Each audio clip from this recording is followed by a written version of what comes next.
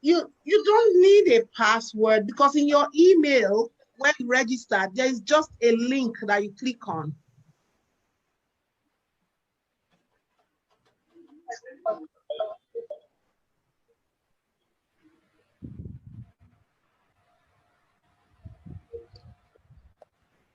Have you read?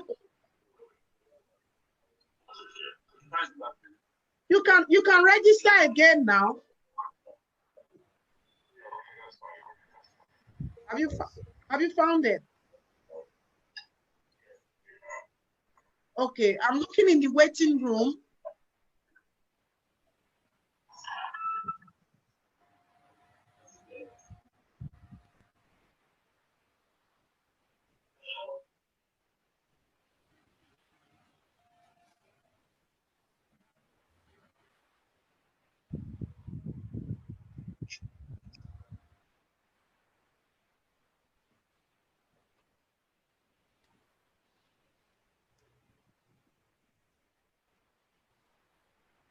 Please keep looking in the waiting room.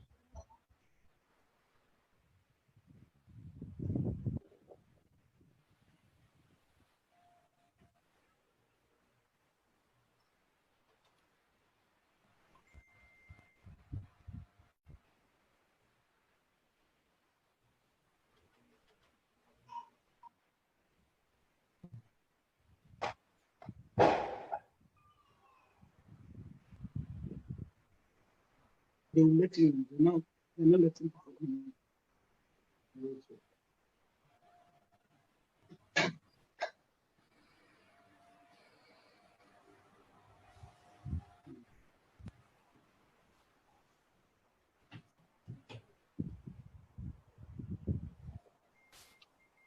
Can they begin to allow people in one after the other? People have been waiting for more than.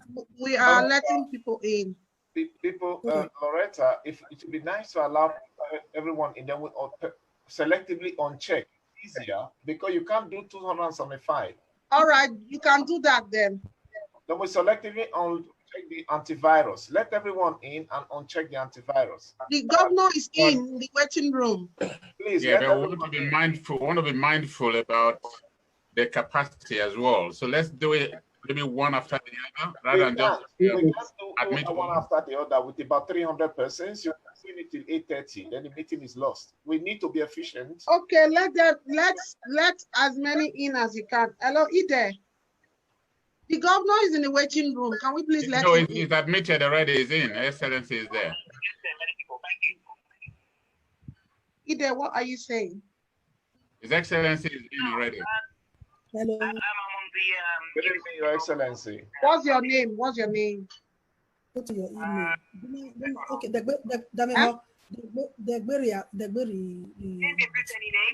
what is your device name? Okay, all right. I gotta go.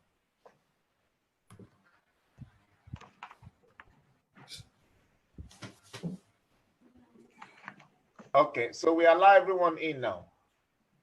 So what's the numbers? There are about 300 selectively. You just check for the antivirus, allow everyone in, and uncheck the put virus back to the waiting room. I think that's the best option. Okay, we are going pushing the button. Admit. Okay. So with both myself and Esosa, I will call you back. I'll call you back later. I'm in a teleconference. I'll call you back. Okay, thank you. Okay, take care. Bye. Thanks. Hello, Damasa. Okay.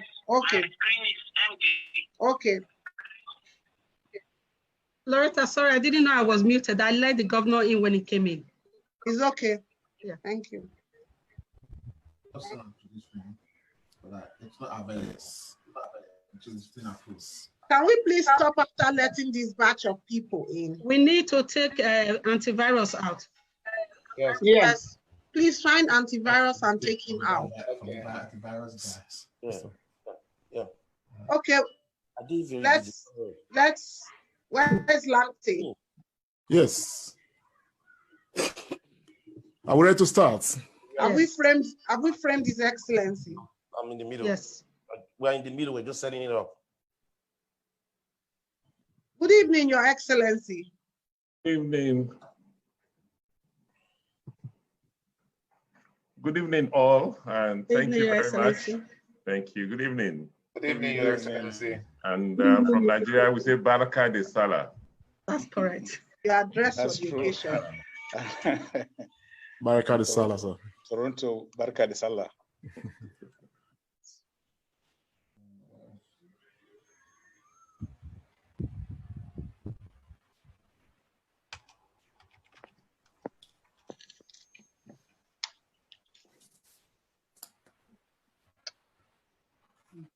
Wait, we have it. One of the hosts. It would be nice if we all can have our device on the landscape. You in the wait. I'll look for you.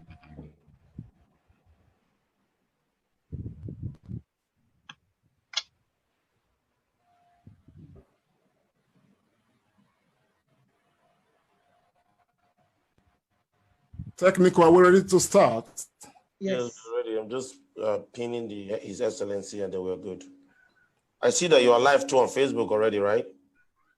Yes. I hope they're not hearing what we're saying. No, it's not. No, it's on private at the moment until we start before it goes live. Okay.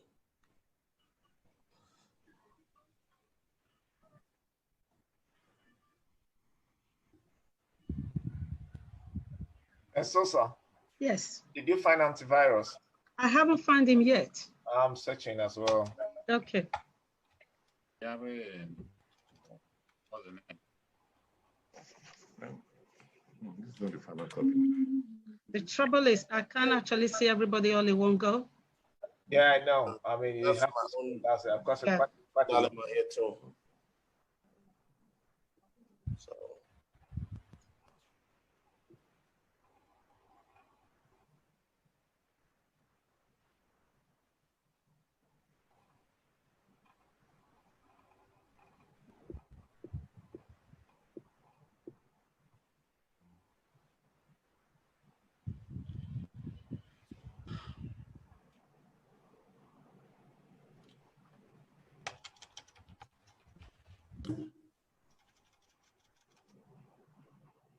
I think antivirus dropped off then. Oh, probably. Okay. Yeah, because I've That'd be a searched, good idea. everywhere. I can't find him. I searched with anti, I can't see the antivirus. antivirus. Yeah. Okay. Sorry, can I just say one thing? You need to turn off your text messages, or else it's going to broadcast as well. Whoever has that on. The text messages? Yes. Somebody's messages is going pop all the Yeah, time. exactly. It will go public as well. So you don't want any embarrassment or something comes in. Okay. Just turn off your notification. Yes. That will Or put it on mute. From the browser. Go up to the browser. What's up? Just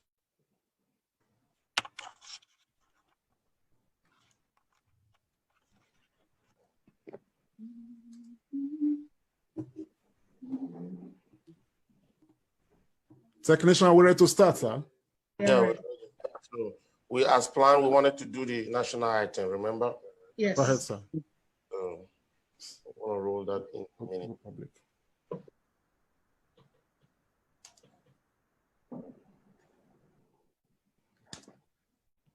Very quickly. Okay.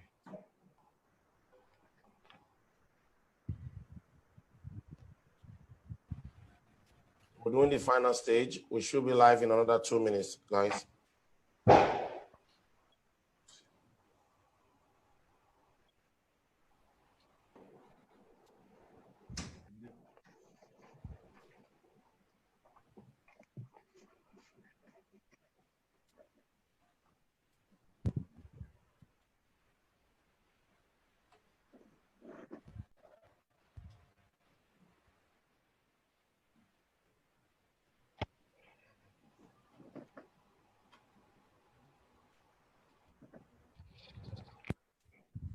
Okay, we're getting ready. Mm-hmm.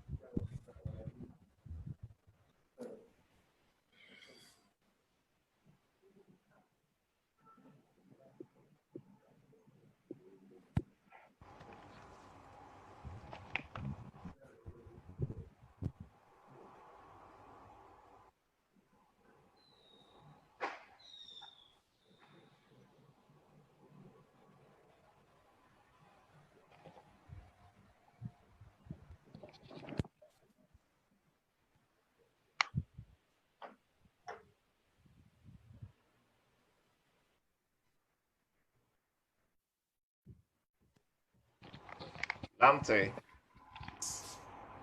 Yes, sir. What are we waiting for with the national anthem? I'm waiting for the cue from the technician. So we're gonna do the national item now. I'm just finalizing that, and Okay, then sir. the host will come in. All right, sir. Shall we All right. start? We're ready to go now.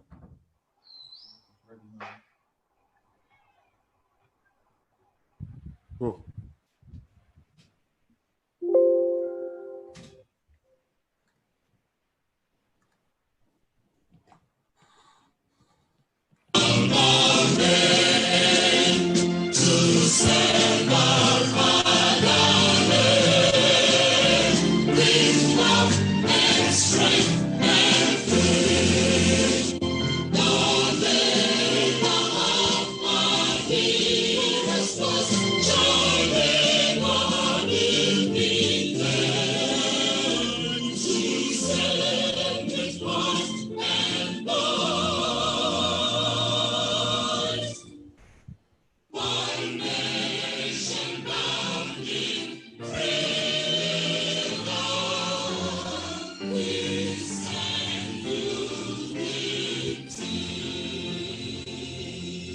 Lance, both of you start. Start now, go. Hello. Good evening, people of Edo State, friends of Edo State, Nigerians, and the viewers across the world. It is my esteemed honor and privilege to welcome you all to the first of the series of Zoom meetings we shall be having with the governor of Edo State, Governor Godwin Obaseki. In a short while, we shall be hearing from His Excellency as the governor is set to unveil his manifesto, which his campaign has titled MEGA, which means Make Edo Great Again. Meanwhile, permit me to inform you that this event was put together, packaged by the Governor Godwin Obaseki Joint Campaign Coalition, comprising of distinguished Edo State indigenes across the globe. I am Comrade Lamte Ikmongusa Oriahi. That hasn't changed. Whenever it does, be sure I'm going to let you know. I live in the United Kingdom, and I am your host tonight. Joining me to anchor this program is an erudite woman, a great woman, a woman who represents the culture of the Edo land very well in the diaspora. As a matter of fact, this great woman is the Edo Cultural Ambassador to Canada, and her name is Mrs. Isoken Ibie, all the way from Toronto. Isoken, please. Thank you so much, Brother Lampton Ikmongusa. I am so excited to be hosting this event with you. I know Brother Lampton did not do much, but I'm just going to quickly touch on some of his accolades. He is a political commentator, activist, filmmaker, and the chair Nigerian community in Newcastle. So it's a pleasure, and it's going to be an exciting evening. Most pleasurable. I am excited. Isoken is very much excited, no doubt, and I'm sure if you are live with us, you must be excited. To help us do justice to this program are some carefully selected panelists who are respectable Edo State indigenes drawn from varying walks of life. These Edolites of impeccable character will be asking the governor of Edo State those salient questions that Edos and people of Nigeria want to get clarity and assurance on. Beyond that, we shall be taking questions randomly from the participants in the audience. Before the panelists are introduced by my co-host, allow me to take you through some of the rules of engagement guiding us tonight. We expect everyone to be civil and polite in their questions. No question should exceed 2 minutes. To ask a question, all you simply need to do is to raise your Zoom hand. And if you are selected, you will be unmuted. Meanwhile, you can also send in questions through the chat box. It is also within our prerogative in the course of this program to log anyone out anyone we consider to be unruly or act in contravenance against the rules of engagement that is guiding us in this program tonight. Importantly, I wish to let everyone know that we are also live on Facebook and many other social media platforms. If you are already live with us on social media, please do well to share the broadcast as widely as you can, because we intend to ensure that we hold the entire globe to a standstill for the governor of Edos State. I will now hand over you to Ambassador Mrs. Isoke Ibie from Canada as she takes us through introductory process of the members of the panel. Mrs. Isoke Ibie. Thank you so much, Comrade Lanton Ikmaosa. So our first panelist today is Mrs. Adesua Obasoham. Mrs. Adesua Obasoham is the Women Affairs Coordinator, ENAW, and the founder, Edo Diaspora Women for GEO. Our next is Bobby Obayuwana, Comrade Bobby Obayuwana. Comrade Bobby Obayuwana is a political youth activist and alumni of the University of Benin. The next is Chief Ambassador Matthew Bilki Uwaifo. Ambassador Matthew Bilki Uwaifo is an ambassador to the East, Central, and South African Bar Association, and he is based in Tanzania. The next is High Chief Musa Amedu. Musa Amedu is the president, Edo Support and Edo Diaspora Group in the UK. And the last but not the least is Professor Issa Odidi.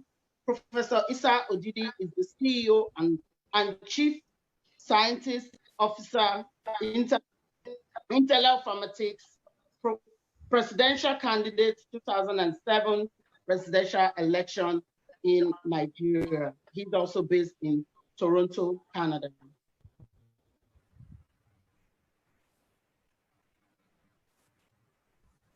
Thank you so much, Ambassador Isoke, for taking us through this process. It is now time, very quickly, for us to hear from His Excellency, the Governor of Edo State. We are going straight to Mega, as it is rightly put, for the Excellency to unveil, his manifesto to Edos and Nigerians across the world. Now, it is my singular honor to bring on board introducing the Governor of Edo State, Governor Godwin Nogegase Obaseki. Sir, you are welcome to the program. Your Excellency. Unmute your mic, please. Yeah, can we unmute His Excellency's mic?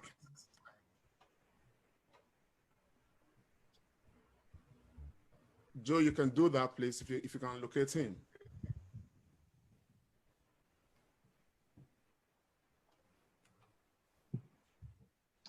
Thank you very much.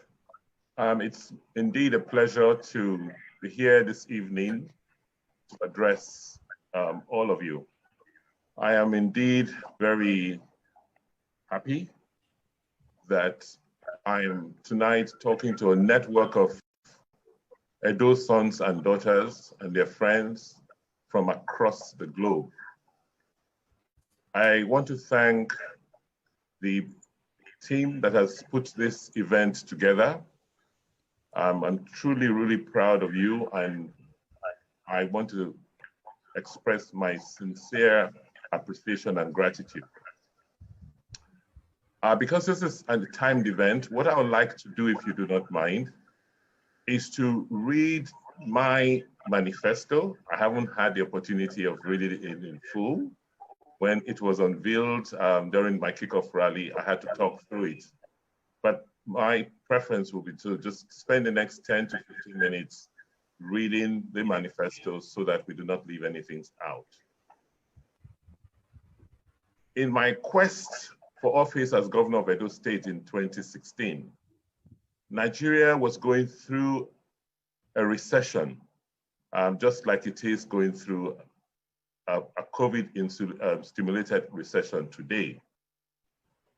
So when I came in 2016, the goal for me at that point was to arrest the economic storm which we were going through and to ensure that we put together the basis for governance in the state, such that the state could meet its contractual obligations to employees, pensioners, and its other contractors, while at the same time setting the path for rapid development of the state.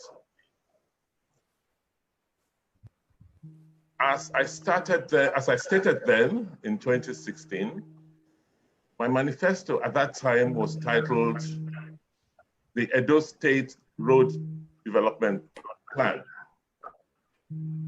Just as I did 4 years ago,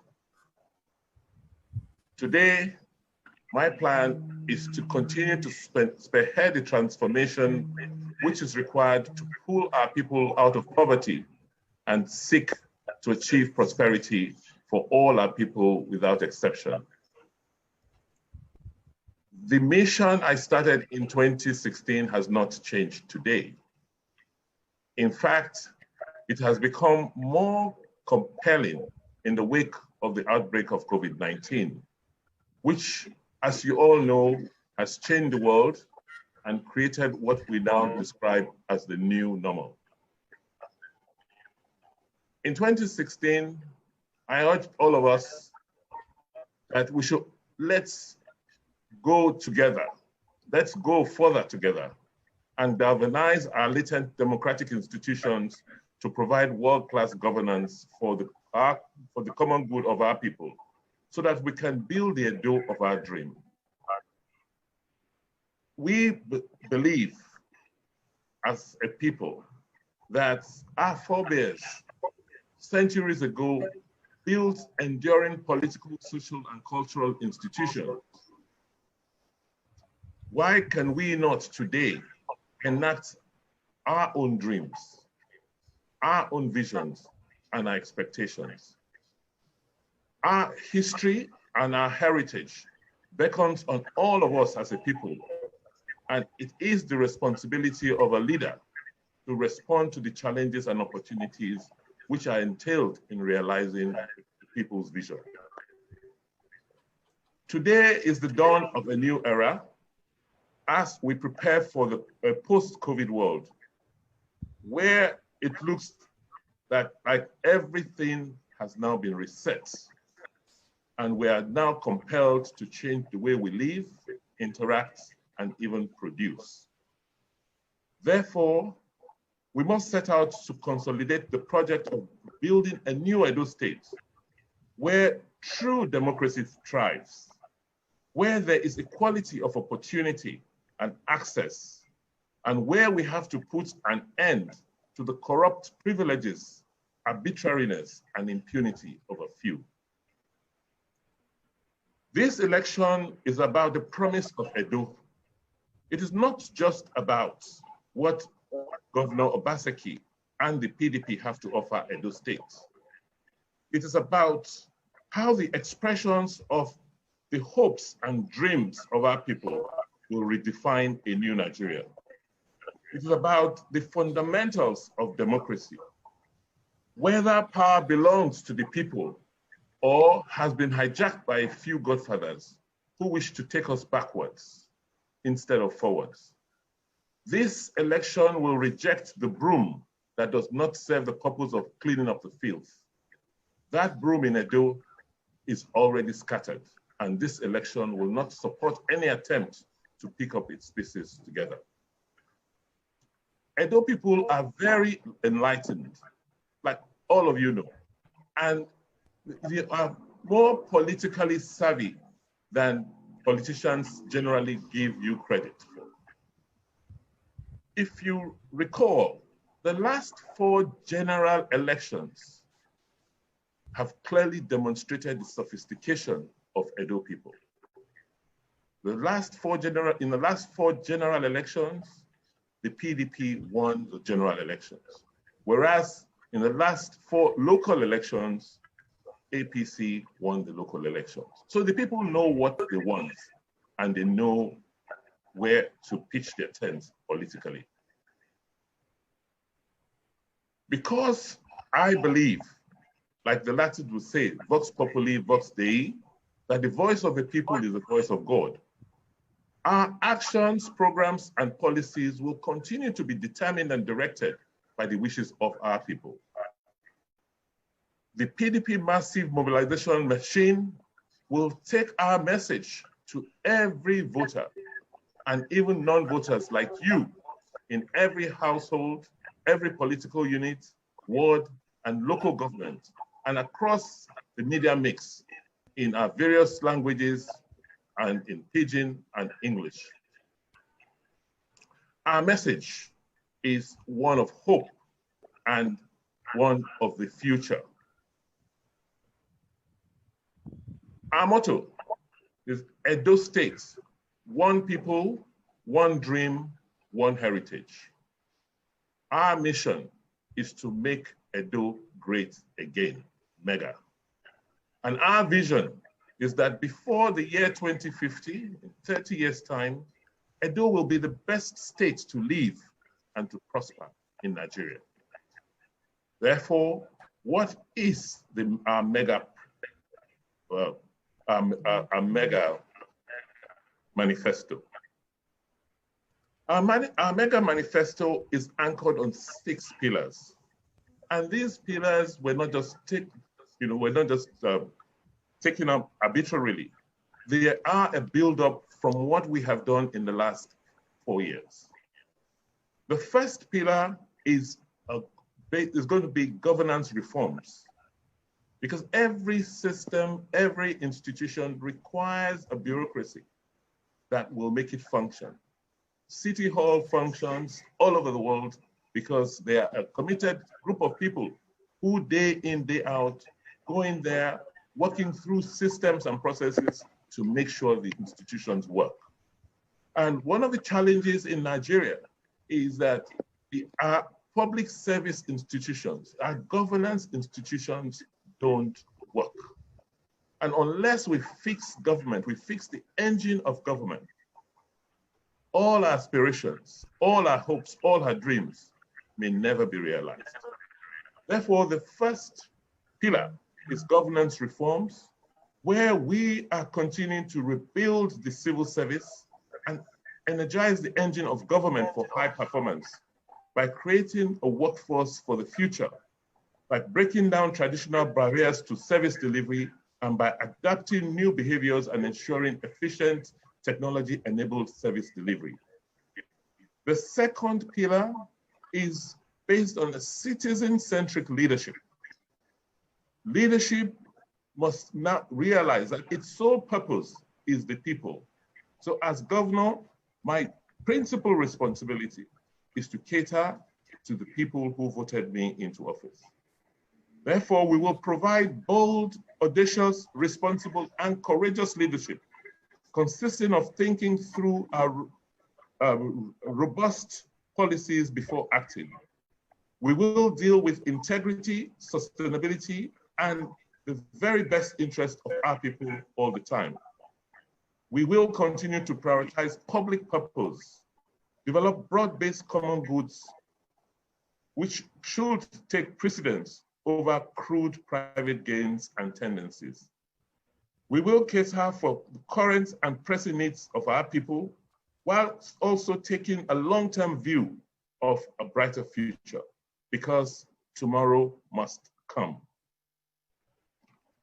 During my first time, I placed emphasis on education through Edo Best. We will now continue with our educational reforms and extend the reforms to the other tiers of the educational system.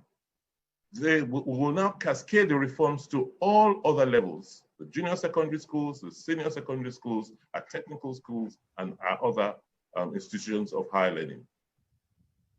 We, in my second term, will prioritize healthcare, because one of the lessons of COVID-19 is that We were all hit by a global pandemic, which made it difficult or impossible for people to travel for care outside of home. And the lesson from that experience is that we must fix our own healthcare system. And thank God, with what we've done in the last 4 months or so, we've laid the basis for a transformed healthcare system in Edo State. A blueprint containing all our plans will be captured in a detailed and integrated roadmap for the future of Edo State, which is the Edo 30-year development plan. That is in the works as we speak. The third pillar is that government must now be restructured to be an enabler. We want to move from an era where government competes with its citizens. Government's role should be to enable its citizens realize their ambitions and realize their hopes. So we are restructuring government to support and digitally enable and enhance the conducive business environment and support people in their enterprises and their endeavor. Government will now begin to think like a partner and promote public-private partnerships and move away from the mindset that there is nothing wrong for government to support its citizens to be wealthy, to create wealth. They will never overcome government. Therefore, we will continue to consolidate and enhance state signature initiatives, which we have started, by using state systems, policies, and institutions to help create jobs for our people, strengthening Edo jobs. We will continue to invest in creative hubs for our young people to have avenues that will reduce their cost of entering into businesses. We will continue to develop mechanisms to ensure that our citizens have easy access to cheap funding for their businesses. The fourth pillar will be based on technology and a data-driven governance. As you know, the whole world is moving into a digital platform. We have commenced the digital revolution of Edo State. We are proud to say that as of today, Benin City is the most digitally connected city in Nigeria, having successfully laid over 400 kilometers of fiber across the city. Once we energize the city with electricity, we believe that we will be very, very competitive in providing technology, services, and using the infrastructure we have created to make Edo State a technology hub.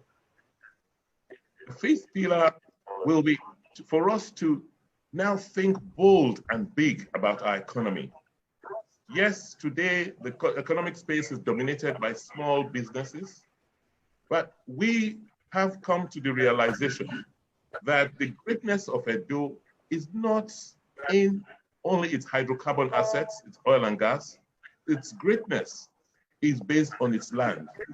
Therefore, we will be working much harder than we have in the last 4 years to make Edo State the agribusiness hub of Nigeria, but ensuring that we have food sufficiency for consumption and also as industrial raw materials.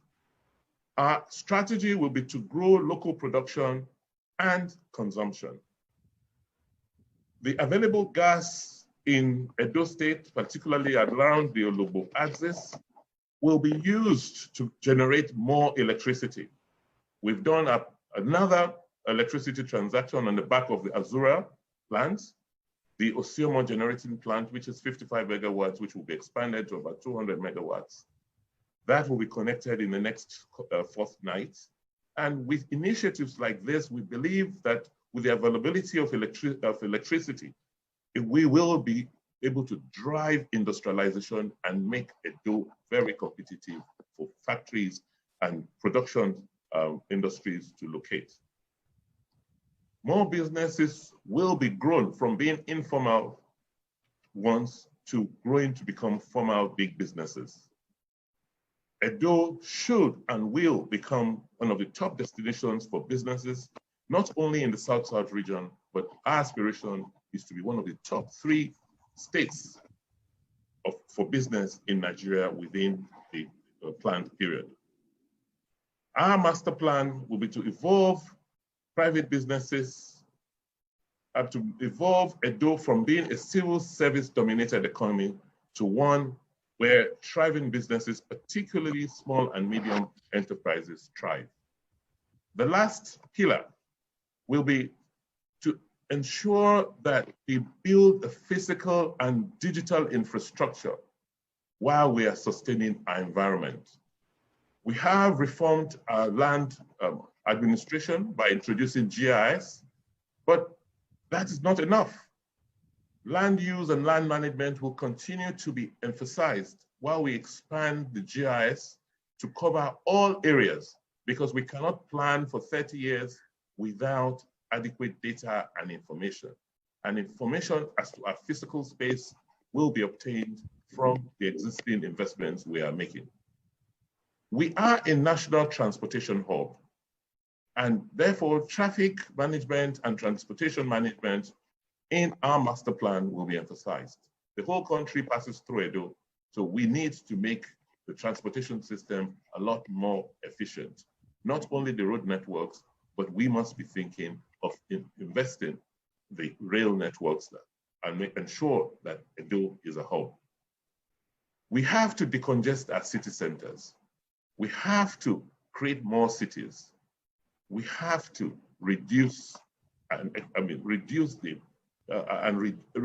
the impact of rapid urbanizations, where over 50% of our population live in 2 or 3 cities in the state. We must ensure that while we are undertaking economic activities, we respect our environment. We have to reverse the rapid deforestation which has now taken over our states. We have started, we have legislated forest lands, and next 4 years, we will be attracting investments to try and regrow our forests and respect our environment for the sake of the next generation.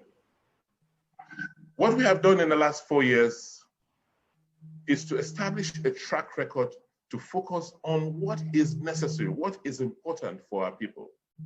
We must have a responsible government, without which we cannot discharge our functions.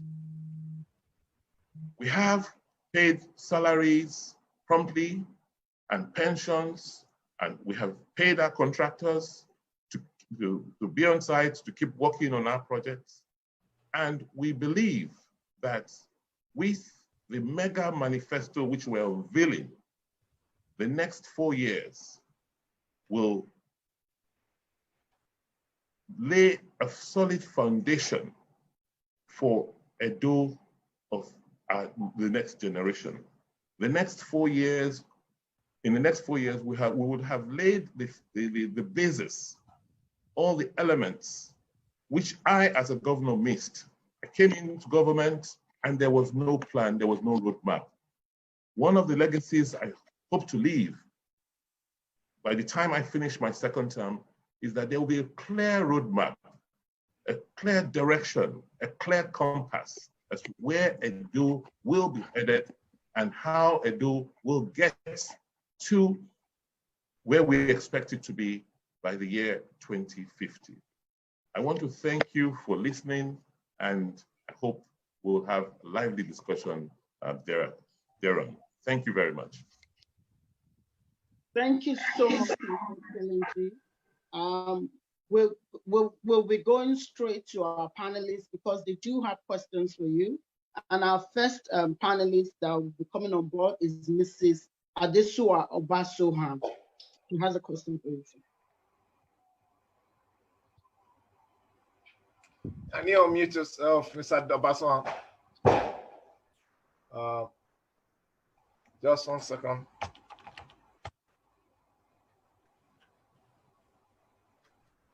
Mr. Adesua, you can unmute yourself. Yeah, you can unmute yourself. We can't hear you. That's it. Okay. Good evening, His Excellency, and thank you for being with us this evening. Thank you for all you have been doing for Edo State. Our first question is, with the recent events, many are expressing fears that the coming elections will be marred by violence.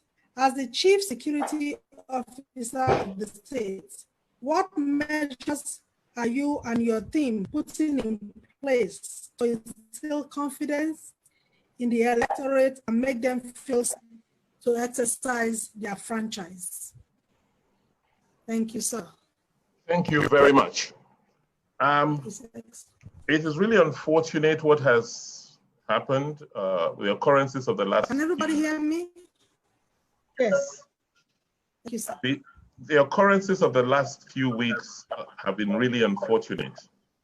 It addresses the core issues that we've been trying to deal with in Edo State, which is how do we eliminate thuggery and hooliganism from our streets. As you would have heard, the thugs are now in high demand. Those who do not have programs to sell to the people believe that they could use intimidation and propaganda and lies to change the course of what will happen. But as you know, that will not be possible. As a Chief Security Officer of the state and also a contestant, I have been trying to strike a careful balance. We have the instrument of states. We have spoken to the various law enforcement agencies. And because I am also a contestant, I don't want to be accused of using undue political state power to oppress and intimidate the fellow contestants. But we have sent out sufficient warnings that this level of hooliganism and vandalism must stop. It is not proper good conduct for you to send out thugs to tear up the banners and posters of your opponents. It is very bad political behavior when you begin to smash cars that contain stickers of your opponents. We have decided as government to act responsibly and to also respect human rights. However, the instruments of states exist. We have restructured the security architecture of Edo State, right from the wards where we have public work volunteers and vigilantes, through to the local governments where you have police divisional officers. By the way, we've introduced community policing, and up to the state level where we have not only police, but we have the Directorate of State Security and even the military. If we have to deploy these instruments of state to maintain law and order, we will do so. And the courts, back in session, are coming back. Will come back in session. We have been reluctant to try and get more convictions because of COVID-19. We've been trying to decongest the prisons, but if we have to maintain law and order, then we'll have to do what we need to do as a government.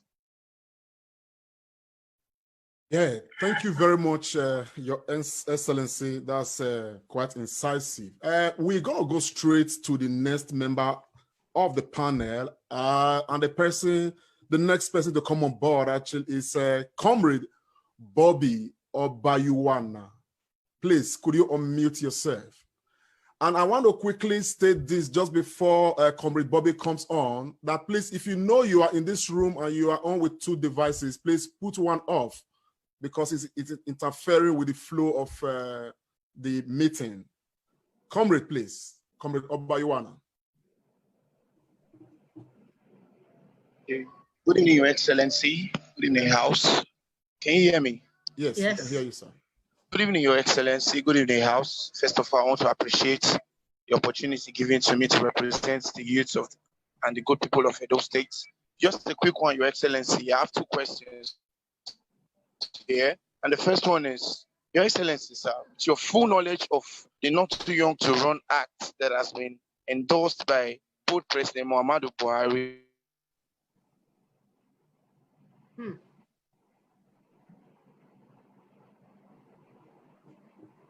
I think we may be having issues with his network. Mr. Obayuwan, can you still hear us?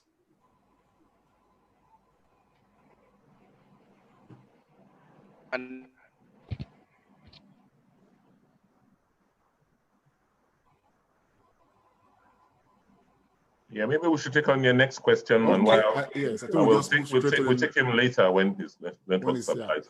Thank you very much, Your Excellency. Well, we'll just go straight to the next panelist on board. And this next panelist is Ambassador Matthew Biki Uwaifo. Please, can we unmute him? Ambassador Matthew Biki Uwaifo.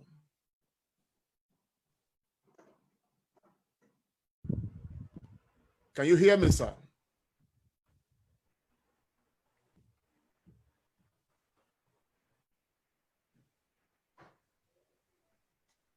Ambassador Matthew Biki Uwaifo, can you hear me? Please, backroom staff, can we locate him and unmute him in case? Yes, he's on. Yes. Mr. Uwaifo, can you unmute? I can hear you. Okay, That's great. good. Yes, I can hear you. Yes. Yes. Yeah, thank you. Good evening, Your Excellency. All the way from Tanzania. It's with great joy to have you on this program. And just to say thank you for the excellent job you have done to make all Edolites proud worldwide. Now, my question is this. The election coming up September 19, 2020, we know already, and we have the firm faith emanating from our God that you will win that election. So my question is this: what measures are you putting in place when the result is declared and the opposition decide to go into a lot of bloodletting of innocent Edolites? What measures are you putting in place to make sure that stability takes place? That is my first question. Thank you. Thank you very, very much. Yeah, it's of concern to us that in their desperation, the people will throw all caution to the wind and, resort to all sorts of, barbaric reactions. But our belief, our faith is that we are clearly in the majority. We are not going to win the elections marginally. We are going to win landslide because the feedback, the polls, the reaction from the street show that what we are doing is what Edo people want. So I don't see how the minority can physically overturn the wishes of the majority and also subdue the majority physically. Edo people are bold. Edo people are not cowards. We know them, we live with them, and we just hope and pray that they don't get to that extent. Because should they do, it will be really sad, but they will pay. They will pay, like you've seen all over the continent. Those who would resort to bloodletting of innocent persons will pay dearly, because the international community is being called upon to come and observe the election.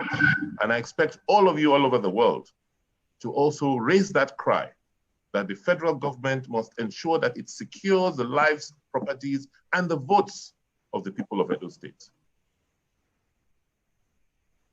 Thank you very much, Your Excellency. Isoke, please, can you come on board, man? Yes. Thank you so much, Your Excellency. I'm going straight on now to the next panelist, and that's High Chief Musa Ahmedu, all the way from UK.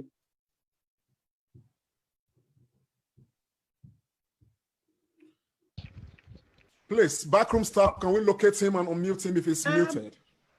Musa Ahmedu, please unmute yourself. Can you unmute yourself, Musa? Okay. Can you hear me now?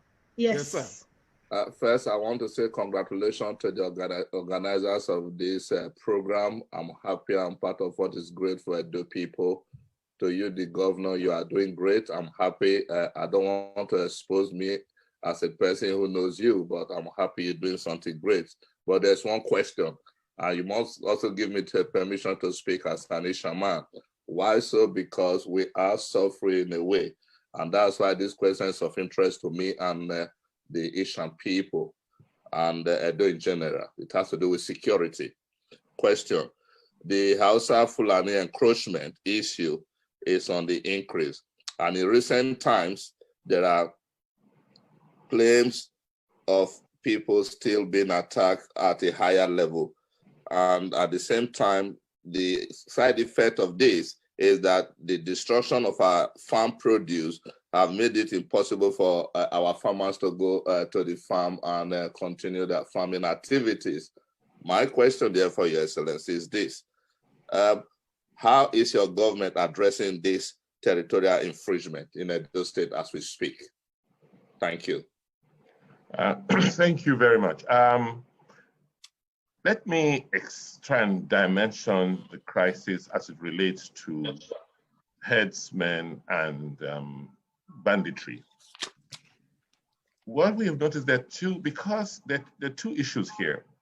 There's an issue of people looking for grazing land, and it's been over the last century or centuries, you've had people come during the dry season to graze and take their cattle back. Because of environmental pressures, we are seeing much more desperation and increase. We also we're also witnessing a situation where there's also pressure on our own land because of increasing population. So areas people never used to go and farm in the past, they now go into those areas to farm, and some of those areas are along those grazing paths, which existed even before we were born. And that is leading to conflicts. Those conflicts, there's always been mechanisms to resolve them. So not every House of Fulani who brings herd here is a bandit. In fact, what is interesting is that most of our, quite a lot of our people invest in this cattle and employ some of them to help them to graze the cattle for fattening. The second issue, so those issues are perennial and they are being resolved because traditionally when the herdsmen, the real herdsmen come in, they normally go to the community leader or the traditional chief before they even, they're allowed into those communities. There's a second issue which is more serious, which is that of banditry. Because of all the crises from the north, from the Sahel, you now find young men in the name of being herdsmen carrying AK-47s and very sophisticated equipment with which they come in to kidnap, to maim, and to create instability in our parts of the country. It's a challenge nationwide, and we are trying to respond as best we can. And the response we have adopted is to try and organize our people at the local level, organize the vigilantes, organize the hunters. I am investing in a new corps of forest rangers who can go into the forest and give us information. Key to crime is intelligence. So as a state, we have put in place a system where we can collect information and intelligence based on which we can now respond. As a state governor, I don't have an army. I don't have a police of my own. I don't, even the security agencies and outfits I've created cannot bear arms. So what we are doing, our response is to get enough intelligence, get enough information to work with the federal security agencies that bear arms to help us respond. We are also using technology, procuring drones, working with the Air Force to do aerial surveillance of the forests where some of these people reside and keep their arms, and also tracking devices to track these calls they make, particularly when they kidnap. It's a problem, it requires investments. We are doing the best we can, but over the next 4 years, I believe that now that we understand quite a lot of how they operate and what is going on, we should be able to respond better. Yes, thank you so much, My Excellency. I will be going straight to our next panelist, and that is Professor Issa Odidi. Thank you very much. Good evening, Your Excellency. And I'd like to congratulate the organizers of this meeting. I think they've done a very great job. I'm impressed. Well done. Also very impressed with the mega manifesto. However, I have 2 questions for Your Excellency. As an industrialist with operations in several G7 countries, I'm very interested in the governor's quest to make Edo State the economic hub of Nigeria. Your Excellency, what specific sectors are you targeting, and how do you intend to implement this loud goal? So that's the first question. The second question, can His Excellency please summarize his plans to prepare children, women, and youths in Edo State for future challenges and opportunities? Thank you. Thank you very, very much, Prof. Yes, in terms of specific sectors for industrialization, what we have done is to first get the core infrastructure required, which is electricity. And we will be one of the cheapest sources of electricity because we're generating, the fields are there. And as of today, our cost is quite globally competitive. We're hoping that we can drop our electricity cost to as low as 8 cents per kilowatt hour. Therefore, now that you have power, what are you going to do with it? For us, we want to focus on the areas of rapid growth, which is agriculture, food processing, agribusiness. Because one of the lessons of this COVID is that we were all locked down, we're all at home, but we all had to eat. And there's, so our food import bill in Nigeria is in excess of $20 billion a year. I mean, most of what we import, if not all, can be processed and produced locally. I mean, is it, is that staple food? Is it a confectionery? What is it? So we are focusing on agriculture and particularly industries that require agricultural inputs as their base materials. We are investing in the oil palm value chain. Don't forget, that's what Malaysia did many years ago and left us behind. And so we are making quite a lot of land in the first phase available, about 100,000 hectares. We've gotten financing, we can have partners who are interested. We're enabling that to happen. And oil palm is the base product for cosmetics, for food, for edible fats. That is an area of that's going to be a priority. What about cassava? Cassava has a base stock for industrial starch, for ethanol. That is another area of priority. One transaction that we're hoping to close, which we have started on, is textiles. Yes, the federal government under its cotton transformation program is encouraging farmers all over the country to grow cotton, but you do not have modern textile mills, weaving, spinning, and yarning mills to produce textiles at a competitive rate like you do in Asia.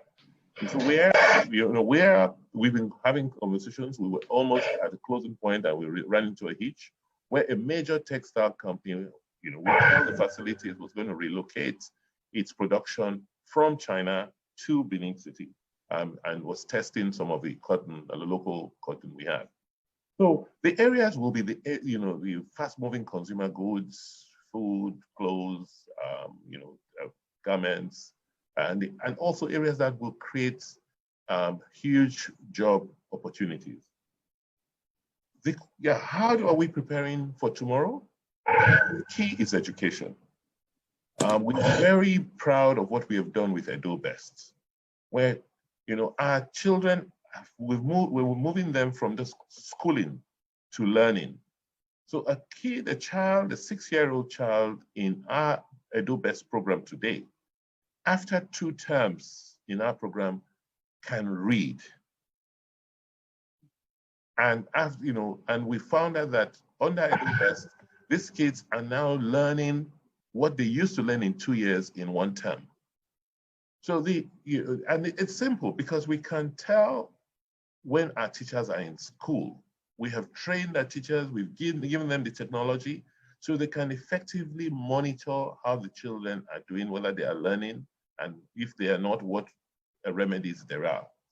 And we're doing this on a scale. We're not, we have 300,000 such children in our school systems today.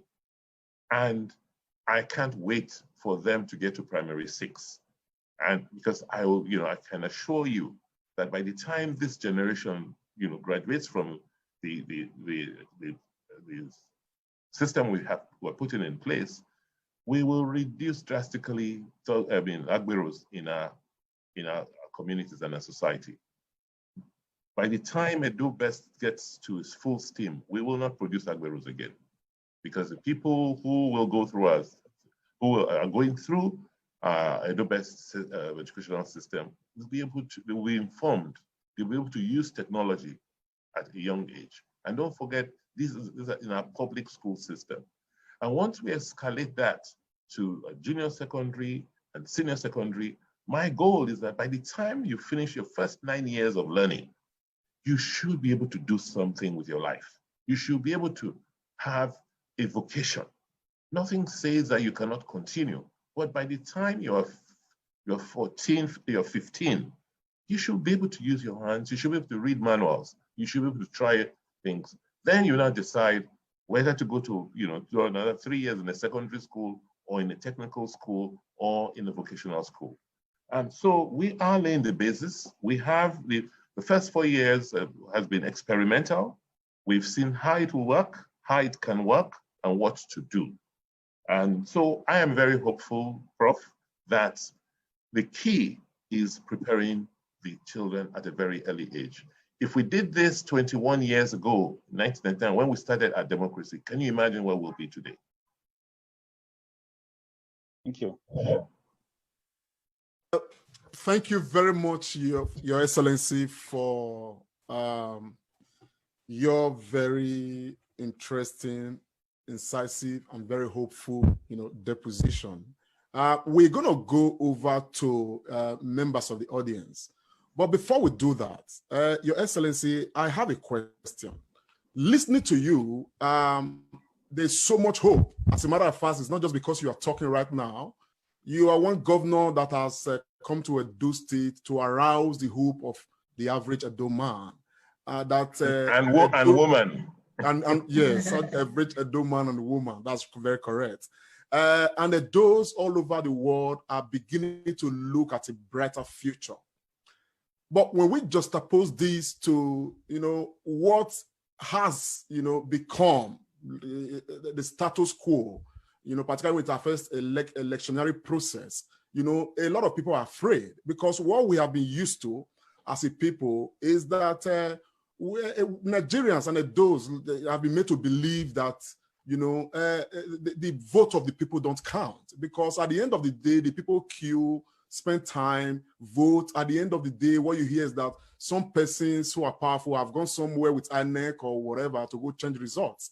And people are afraid that that may happen at this time, particularly when we are beginning to see excessive use of financial power to back people over and all that. How do you and your team, and of course your government, intend to checkmate this so that for once we can be very sure that the will of the people is counting and Governor Godwin Obaseki is elected by the majority of Edo people? Well, I would say don't despair. The process has already started. By all of you taking your time off this evening where you could have been doing other things to come in and listen to me, is because you are really interested and you're concerned and you can do something about it. We have the power to. Evil cannot dominate good. It's when good people don't speak up, when they don't stand for anything, that is what gives evil the force it has and allows evil to thrive.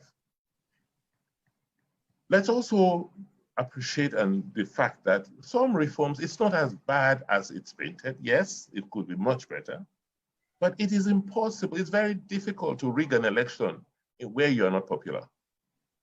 So in your polling unit, when, if majority of the people go into the polling units and vote for a particular candidate and stand there and wait for their votes to be counted and announced in their polling units, thanks to technology and thanks to the reforms being made by the electoral body, and you now move from your unit where you have enough people to move from your unit where you have voted and counted your votes to where the votes will be collated and wait for the announcement to be made there. It will be difficult, very difficult. And thanks also to this, the justice system. So I don't think we should despair. What we need to do is to speak up, send a message home, tell our people we cannot be subdued, we cannot be cowed.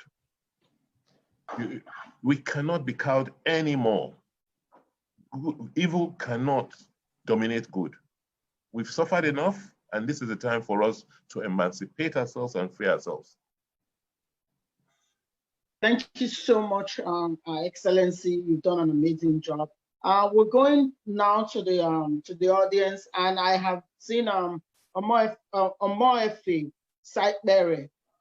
She has her hands up since our back room help. Can you please locate her and get her on? Sorry. Omoefe Sightberry.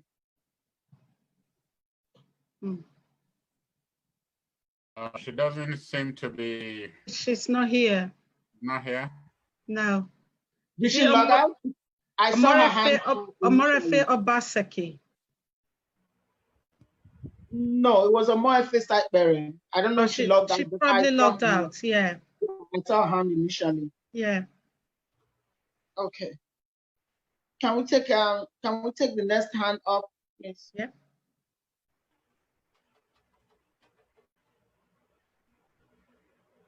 Okay, maybe we should take George Osarai. Is okay. George Osarai there? That's another hand raised. Yep. Yes. Can we unmute George? Yes, George Osarai. Yeah, unmuted. Yep. Yes, George, welcome and talk to us, please. George, can you speak? Good evening. Are you hearing me? Can you hear me? Yes, we can. Okay. Hear. Good evening, everybody. Good evening, His Excellency. It's such a great opportunity to be present in this meeting. I want to specifically thank the organizers of this meeting.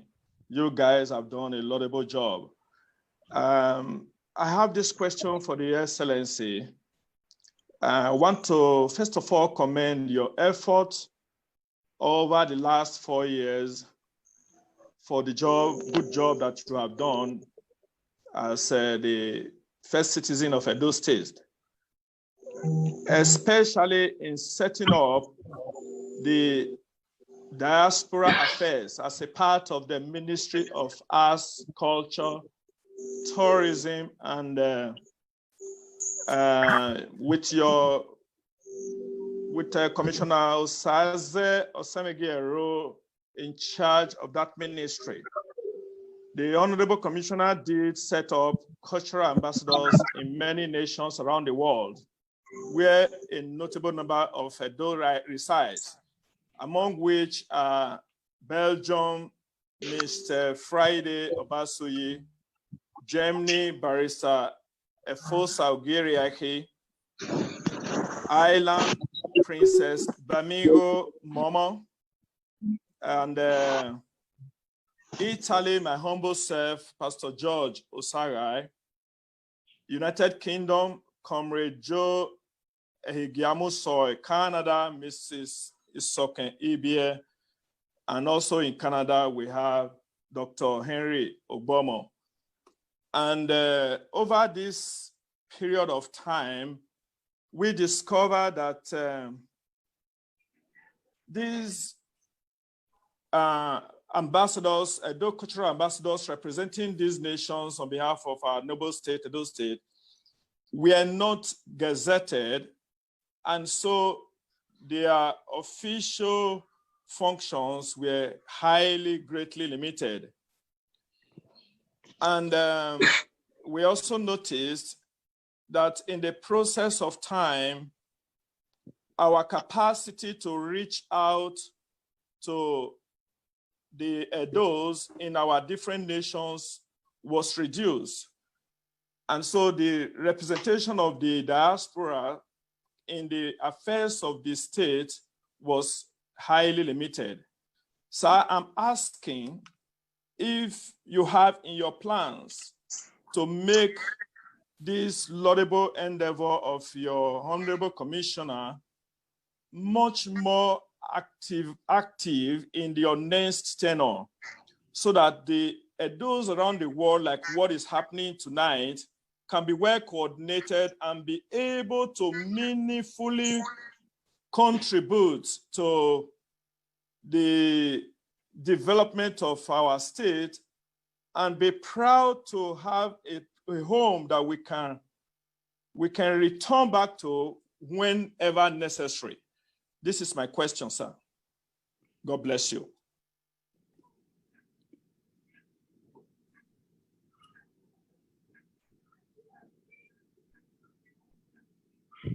Hello, Your Excellency. You can unmute yourself, sir.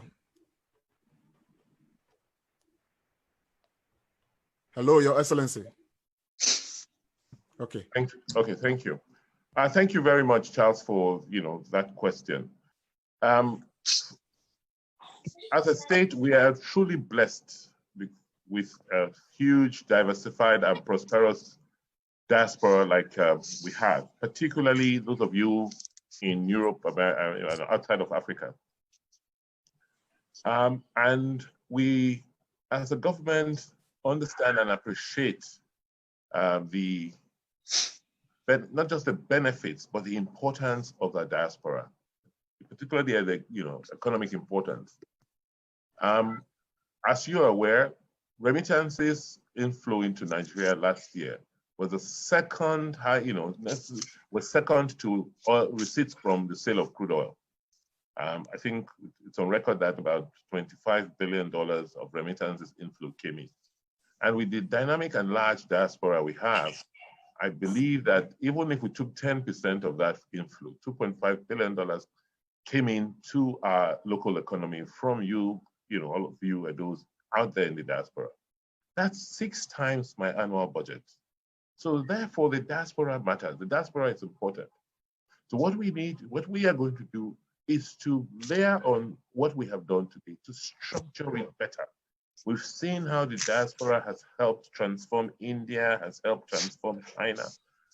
So we, as part of our plan, the 30-year development plan, we're just going to look at how to interact with the diaspora end to end.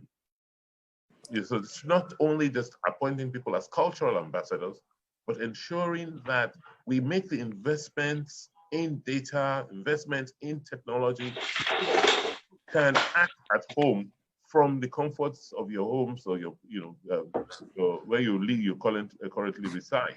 There's no reason why you cannot apply for your CFO from Italy or your certificate of occupancy, or pay your mortgages or pay your bills at home from where you are. So it's just beyond being just being cultural ambassadors. Yes, our culture is something we're very proud of, and that brings us together and sets us a glue. But we can do so much, much more, and we will do so much, much more because of the importance of the diaspora. Thank you, Thank you so much, My Excellency. I did notice that Omoefe was in the room. I don't know, for whatever reason we couldn't get hold. But Omoefe, if you can, Omoefe, site bearer, if you can unmute yourself, that would be highly appreciated. Can we locate Omoefe, site bearer to? Is it Omoefe or Onorefe? There is Onoefe, not Omorefe. Okay. It's Onorefe. Site bearer? Yes, I have unmuted her, so she should be able to speak. Okay, great.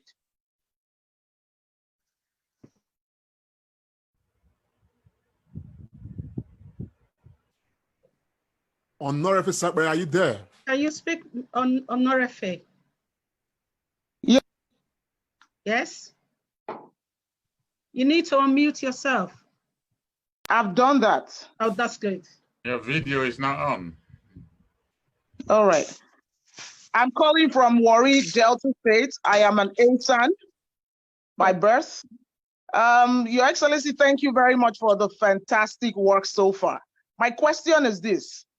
In the wake of COVID-19 and its effect on our lives, on our businesses, and on SMEs, because I am an SME owner, I run a business. Is there any program by your administration to support businesses and employers of labor with respect to tax breaks? And if there is, how will the average market woman benefit from this, Your Excellency?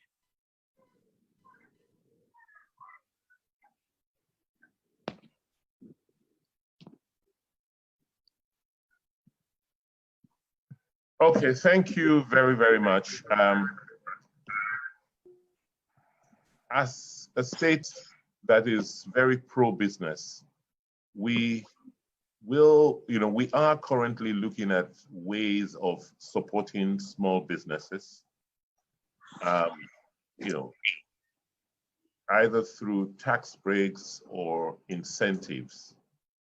I think what we've tried to do is to look at, and look at the entire chain.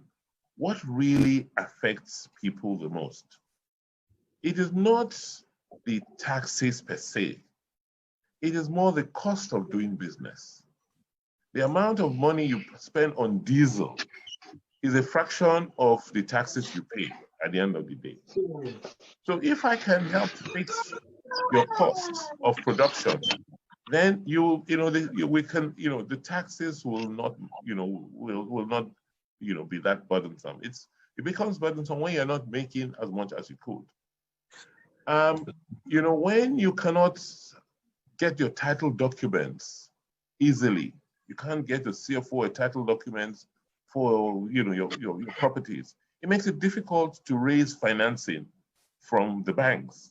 So we believe that the first things to do is to fix those issues, to look at the chain and fix those things that don't even help people make money in the first place.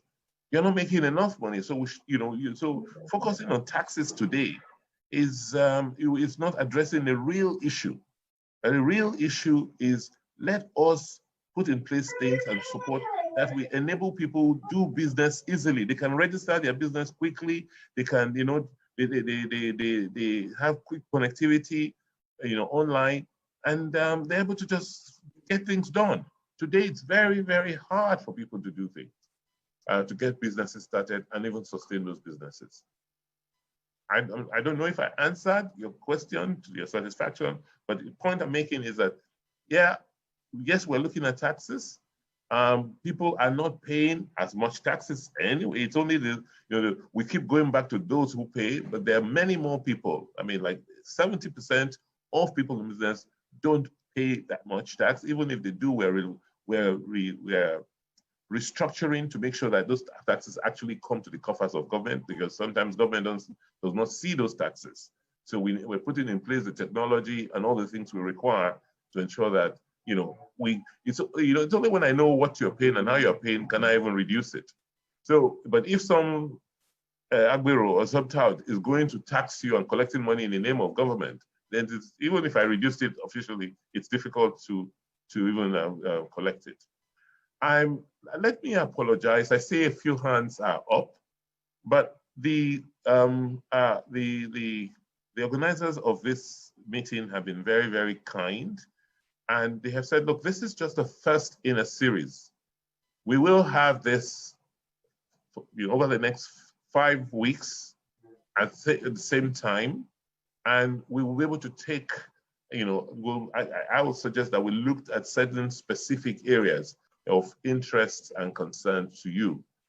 Unfortunately, I have to catch a flight at this point, and I beg the organizers that I would love to leave and not, on before 8:30 Nigerian time. I see lots of hands are up. I see Linda, your hand is up. Alfonso, your hand is up. Yeah. Barry, your hand is up. So for me, let this be a teaser. And it will now make me know that, okay, next Saturday at 7 o'clock, you will be back here and to ask me those questions you haven't been able to ask today. And I promise you that I certainly will be prepared to answer them. Thank you very much, Your Excellency. We must appreciate you for the time you've taken out. Just before Your Excellency